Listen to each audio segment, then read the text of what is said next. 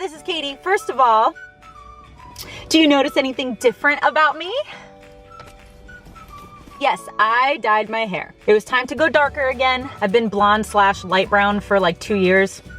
That's way too long. That's way too long. So we're back to dark. So in today's video, I'm gonna do a Q&A, but it's gonna be a little bit of a different Q&A. It's going to just be on the topic of sleeping in your car. There's actually probably only 4 or 5 questions, but I'm gonna talk about them for a little bit longer than I might on a typical Q&A, except sometimes I talk forever. So I don't really know if this is gonna be much different, but it's going to be just on living in your car, sleeping in your car, kind of like the daily things that people might have questions about or might be a little bit confused about. So that's gonna be today's video. So anyway, questions on my phone. Don't update the library. Okay, so there's probably only about 4 or 5 questions that just people have asked me multiple times, and maybe I've touched upon really briefly in other videos, but I wanted to make a like comprehensive video on these topics, kind of like daily essential things and hygiene and things like that. So the first question that I have is about car maintenance. So this specific one is from Robert Carney, and he said, what about vehicle maintenance? Using your car so much must put wear and tear on it. Is it a major issue? So I have a Toyota Yaris. I say Yaris. I think everybody else says Yaris, but I also say Mario, so.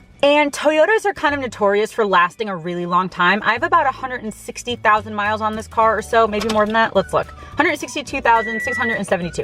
And so every 5,000 miles, I do get my oil changed. I almost always go to Jiffy Lube. Sometimes I'll go to a Toyota dealership, but almost always Jiffy Lube. I love them. I've gone to a million of them all over the country, and they're always professional and get everything done super quickly. I love Jiffy Lube. Not sponsored whatsoever. I just really like Jiffy Lube. And while I'm there, obviously, they just kind of check my car. They'll fill my tires if they need air. They'll top off my fluids as well. And if there's something super wrong, like I think maybe a year ago, I needed a new battery. I've never felt like I got scammed at a Jiffy Lube. They'll show you the tests and stuff on this paper. Maybe they are scamming me, but I really never felt like they were. If I need like my air filter changed, they'll show me and things like that. But anyway, essentially the moral of the story is I do go get my car checked every 5,000 miles or so from Jiffy Lube, and then sometimes rarely from the Toyota dealership, especially yearly, because my car is still New York. My license is New York. My license plates are New York. My registration, all that stuff is New York. And in New York, you have to get a yearly inspection. And so I go to Toyota for that, and they'll just kind of check up on everything as well. So it definitely obviously is incredibly important since this is my house, and that it is 7.5 years old. I got it 7.5 years ago. And yeah, that's really it. It's just super important to keep up on the maintenance of your car.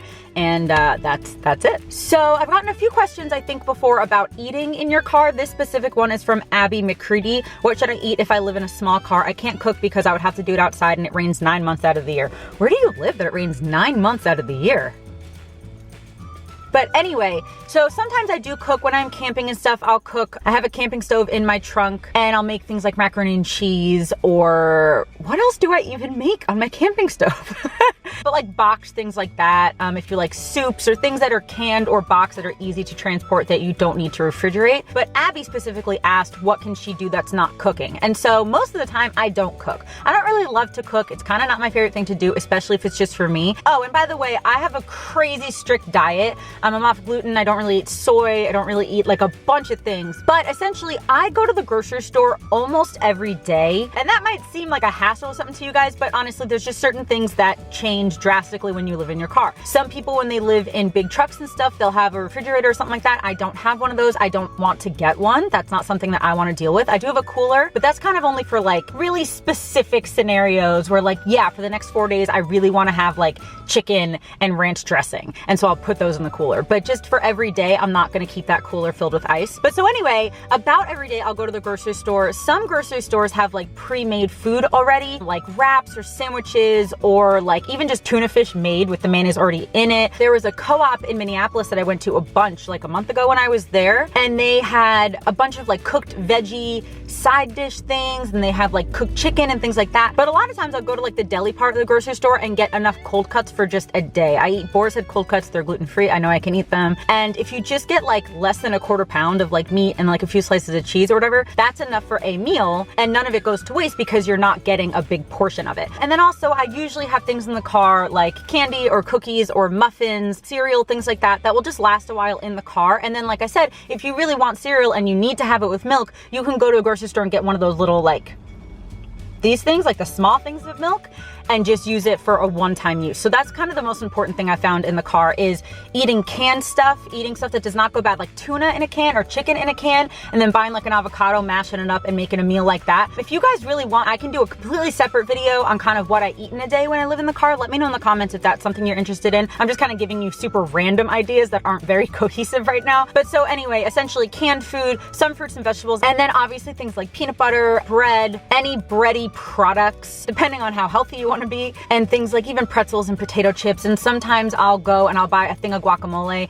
and I'll just eat it in a full day. Or I'll buy like a thing of nacho cheese and some potato chips or tortilla chips. Usually I really like dipping potato chips in nacho cheese. It tastes like cheese fries, but then I'll just kind of make sure I eat that cheese within that day. But like I said, if you want me to make a completely separate video on what I eat, let me know in the comments. But I hope that that's just kind of an idea. Oh, that rant went on for way too long.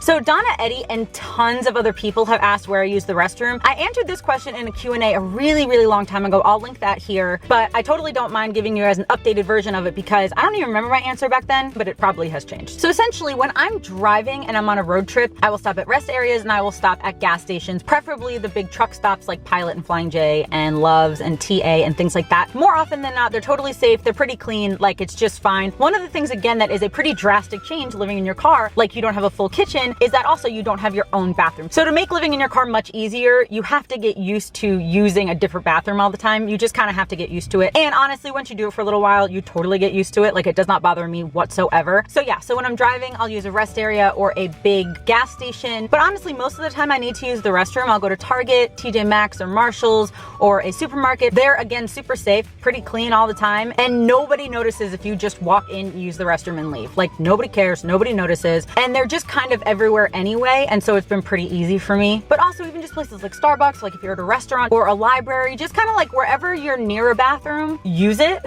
Like, kind of like when you grow up, or if you guys have kids, you know, like anytime you leave a place, you make sure that the kids use the restroom. Kind of just use that same rule as an adult. Like, if you're at the library and you don't really have to go to the bathroom, use it anyway.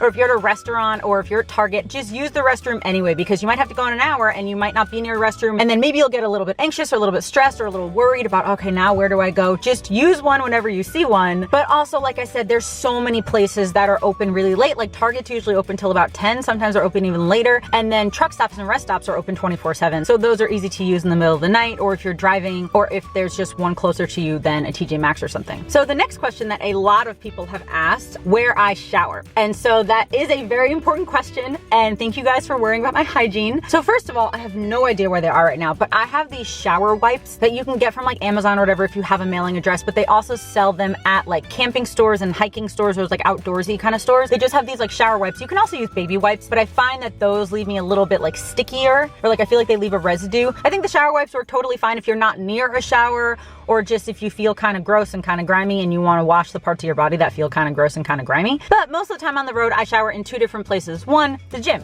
I don't know if I told you guys this, but earlier this year, maybe like late spring or so, I joined Planet Fitness. And again, not sponsored whatsoever, not affiliated with them whatsoever, but I love Planet Fitness. First of all, for $20 a month, you can go to any Planet Fitness in the country. I'm talking about America. For $10 a month, you can go to just one Planet Fitness, but for $20 a month, you can go to anyone in the country. So I have that plan. It's called like the Black Card. You can also get like free tanning and free like water hydro massages and the thingy massage with the thing, you know, that like chair thing. And I did start working out a little bit. I have not in weeks. But also, honestly, I've gone to Planet Fitness just to shower and have not worked out. Just walked in, went to the shower, showered, got dressed, and left.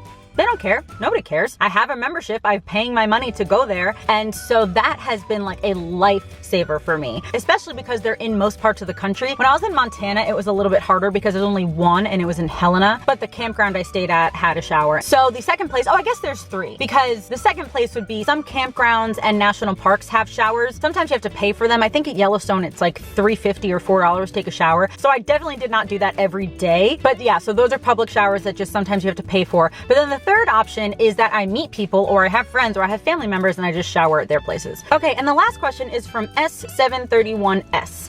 And they said that my question has nothing to do with toilets or showers or laundry or any of that. Oh, laundry, by the way, I literally just go to laundromats and I just kind of hang out there while I wash my clothes, just like you would if you don't have a washer dryer in your house, but you live in a house. Why did my camera just stop? why?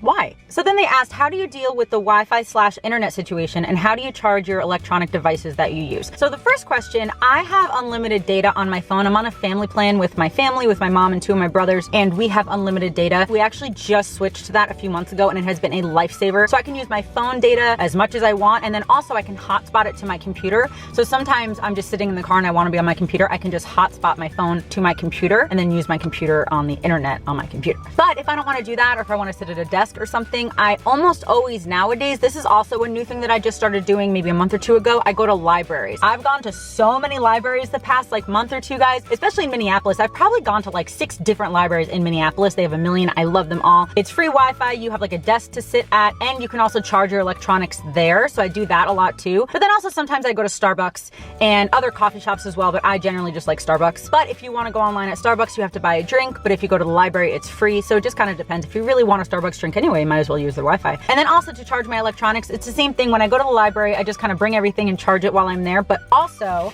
I have one of these things. Where are you? Okay. But also I have one of these guys. This was a gift from my brother like years ago, and I never used it because I didn't really ever have to. But then this year, since I started living in my car way more full time, I've used this so many times and I'm obsessed with it. It's just a power converter. I have no idea where he got this one, but this is the Go Power 300 watt thing. You just plug it into your cigarette lighter, and then this part of it has 2 outlets, and you can plug in anything that's 300 watts or less. I'm sure they have different options of sizes, but I use this one to charge my computer and my camera battery. And then to charge my phone, I just plug it in to my cigarette lighter, to my little USB thing. It's one of the things I use regularly when I'm on the road now, and yeah, I just love it. So that's it for this video. Thank you so much for watching. If you enjoyed it, please let me know in the comments, and please give this video a thumbs up. Subscribe if you're not already. You guys, I hit 10,000 subscribers yesterday. It's insane to me. It's insane to me. I'm so excited. Thank you guys so much for being subscribed to me if you already are. And if you're not, come hang out with us. Come hang out with us. It's super cool over here. And let me know in the comments any other questions that you have about living in my car, or about traveling, or just about me personally. And I'll do another Q&A in a few weeks. And that's it. I love you. Jesus loves you. And I'll talk to you later. Bye. All right, guys. Are you ready for another Bible verse? Let's just open up. All right. We got Matthew 14 through 15. Let's see. Oh, this is when, okay, Jesus walked on water. Okay, so this is when he made his disciples get into the boat. And after he dismissed the crowds, he went up to the mountain by himself to pray. When the evening came, he was there alone, but the boat by this time was a long way from land. And in the 4th watch of the night, he came to them walking on the sea. But when the disciples saw him walking on the sea, they were terrified and said, "It is a ghost." And they cried out in fear. But immediately Jesus spoke to them, saying, "Take heart, it is I. Do not be afraid." And Peter answered him, "Lord, if it is you, command me to come to you on the water." He said, "Come." So Peter got out of the boat and walked on water and came to Jesus. But when he saw the wind, he was afraid, and beginning to sink, he cried out, "Lord, save me." Jesus immediately reached out his hand and took hold of him, saying, "Oh, you of little faith, why did you doubt?" And when they got into the boat, the wind ceased, and those in the boat worshipped him, saying, "Truly, you are the Son of God." That was Matthew 14:22 to 33. It's so easy to put our own opinions onto God, or to only use our background knowledge and our logic when we're thinking about what Jesus can accomplish. But then there's things right here, like I could not just go walk on water. But what I get out of this passage is, if Jesus wants it to happen, it will happen. And especially to a lot of people who maybe aren't Christians, or you're kind of confused about your religion, it's so easy to just think that that doesn't make sense, or that couldn't happen, but it can. That's what faith is. And knowing the fact that what Jesus can do, what God can do, is nothing that we can even wrap our heads around. But again, that's what faith is. And so, okay. Thanks, guys. Love you.